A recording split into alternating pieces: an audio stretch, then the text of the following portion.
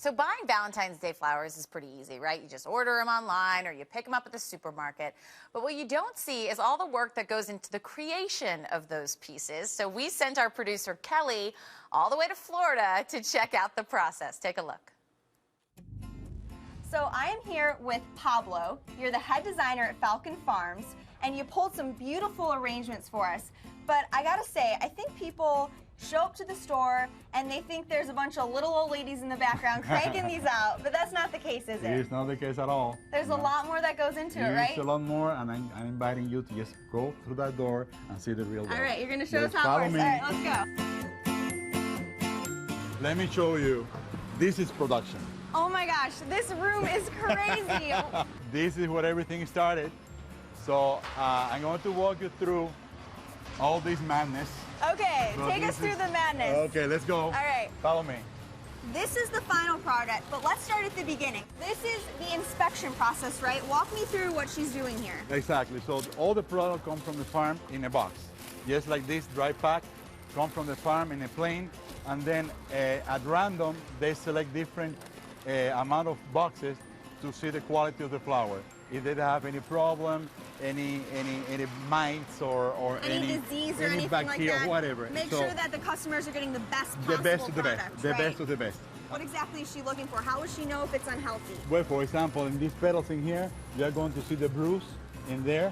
So if it's not too bad, they can pull out one petal and they leave the flower like that. If not, they refuse the They refuse the whole bouquet. The whole bouquet. This goes in the trash. Exactly. They move on. Exactly. Okay. That's the way it is for now. Great. Let's head to the next location. Let's go there. All right. Okay, Pablo, so these are flowers that have already been inspected. What happens to them next? See, for you to know is that we create recipes. I create all the recipes for Falcon Farm. So you decide what the flowers are supposed to look like? Exactly. The colors, everything that put together. They have to put together all this in Ecuador in this case. So the farm puts together what they're supposed to look like, whatever, sends them here that way, yes, based off of your recipes. Exactly. In this case, it's a rose, because we're going to be using this in a vase. How many recipes do you create for Valentine's a lot. Day? Just for Valentine, I would say more than 300, 400, 500. 500 recipes. That's Easy. crazy. For this particular recipe, they're in red vases and they're headed down this conveyor belt. There you go. I gotta see where they end up next. Okay, Pablo, so we're a little bit further down the line, and now they look like they're going into bags. And this keep going all the way to the end. So they've got to be quick. These flowers very are quick. coming As you down. can see, this doesn't stop. Okay? Yeah. This doesn't stop. So we showed you what happens to your Valentine's Day flowers when they arrive to the warehouse. They pass through quality control. Then employees put together arrangements determined by a recipe. But how do the over 2,000 employees learn all those recipes? Well, you're about to find out. All right, Pablo, so you talked about creating recipes, but that means that all the employees have to learn the recipes, right? Yes, so is that what's going on here? Exactly. It's very interesting because every time we're going to start producing a new item, we have a supervisor telling them how to do it. As you can see, this is a bud base. I have to be to a specific length. So they have on the table already the length that they have to cut. So she's teaching them the length of the flowers, how to package it, exactly, the whole process. The whole process.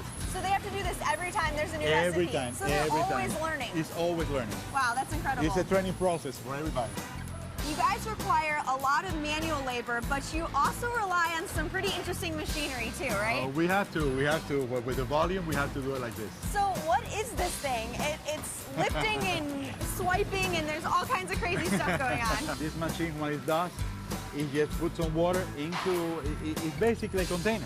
So it wraps them and it puts water into it. Exactly, and the water has the flower food and the whole thing. And so the water will make the flowers grow and pop right at the right time. They will keep open, and it's going to be beautiful by the time they get to the store, and the customer can enjoy it, you know, another week after that. So ready for Valentine's Day. Ready to go. Perfect. I love Valentine's. So Pablo, after all of these really amazing arrangements are made, they still have to get to the store. So as you can see, this guy here is wrapping like three of the bags that fits perfectly in the box, and then that goes into the customer. And then these guys get them up on the crates, and then they put them in the trucks, and they're ready to go. Yeah, this will go into the cooler there. I'm waiting for the trucks to just leave and take it to the customer. Sit in the cooler, and they hang out until until the truck's ready to come. Exactly. It's very cold here.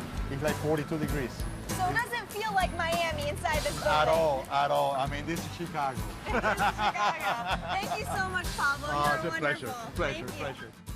So you can head to our website, hlntv.com/Weekend Express. We have some great behind-the-scenes photos of how your Valentine's flowers go from the farm all the way to that store